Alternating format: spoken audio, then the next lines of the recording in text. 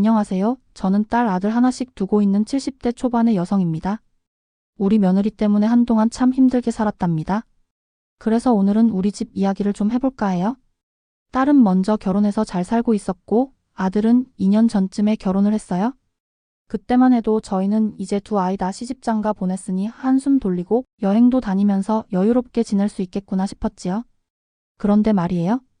자식을 가진 부모는 절대 방심하면 안 된다고 하더니 정말 그 말이 딱이었습니다. 우리 부부는 뜻밖의 힘든 시간을 보내게 됐거든요.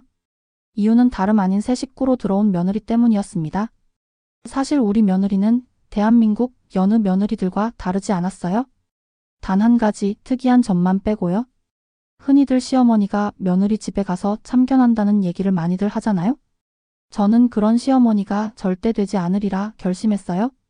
그래서 아들 내외 집에 간 적도 없고 며느리에게 전화도 하지 않았습니다. 그저 둘이 행복하면 됐지 더 이상 바랄 게 있나? 하고 말이죠. 그게 제 자부심이었어요. 그런데 어찌된 일인지 우리 집은 정반대의 상황이 벌어지기 시작했습니다. 며느리가 시도 때도 없이 우리 집을 찾아오기 시작한 거예요. 하다못해 저희 부부가 집에 없을 때도 혼자 들어와 청소를 하다 가곤 했습니다. 처음에는 솔직히 기특했어요. 요즘 어느 며느리가 시부모 집에 그렇게 자주 찾아옵니까? 마음이 예쁘다 싶어서 올 때마다 맛있는 것도 해주고 잘해주려고 노력했죠. 하지만 한 달, 두 달이 지나도록 그 상황이 반복되니 점점 불편해지더라고요. 며느리는 집에 올 때마다 주방 찬장을 다 꺼내 정리한다. 냉장고 청소를 한다 하루 이틀도 아니고 매번 그러니 제 속이 다 뒤집히는 거예요. 밥을 먹어도 체한 것 같고 며느리만 보면 괜히 가슴이 답답해졌습니다. 여보 며느리 말이야. 오늘도 집에 와서 이것저것 다 뒤집어놔. 나 요즘 불편해서 소화도 안 돼. 이거 시집살이도 이런 시집살이가 없어? 제가 남편한테 하소연을 했더니 남편도 한숨을 쉬더군요. 결국 아들에게 전화를 걸어서 민성아, 내 아내가 매일 우리 집에 오는 건 좀 힘들다. 서로 사생활도 있는 건데 네가 잘 말해줘라 하고 조심스레 부탁했죠. 아들은 알겠다 잘 말해보겠다 했습니다. 그런데 이게 웬걸요? 그 다음 날도 며느리가 또 온 겁니다. 저는 결국 며느리에게 직접 말을 꺼낼 수밖에 없었어요. 얘야 앞으로는 우리 집에 너무 자주 오지 말아라. 시어머니랑 며느리 사이는 원래 조금 거리를 두는 게 서로 편한 거야.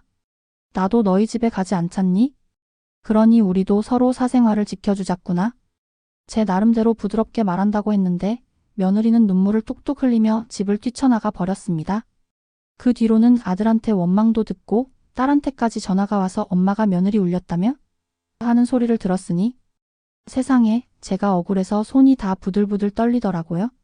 그런데요, 며칠 뒤에 박가사돈이 전화를 해서는 저희를 따로 만나자고 하셨습니다.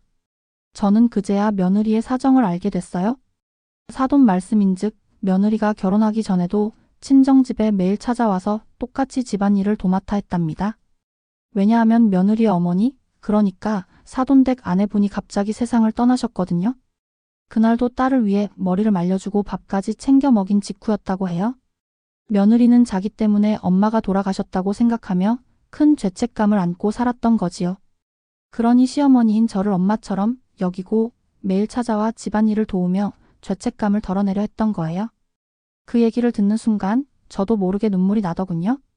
아, 우리 며느리가 그동안 얼마나 힘들었을까? 하는 마음이 들었죠.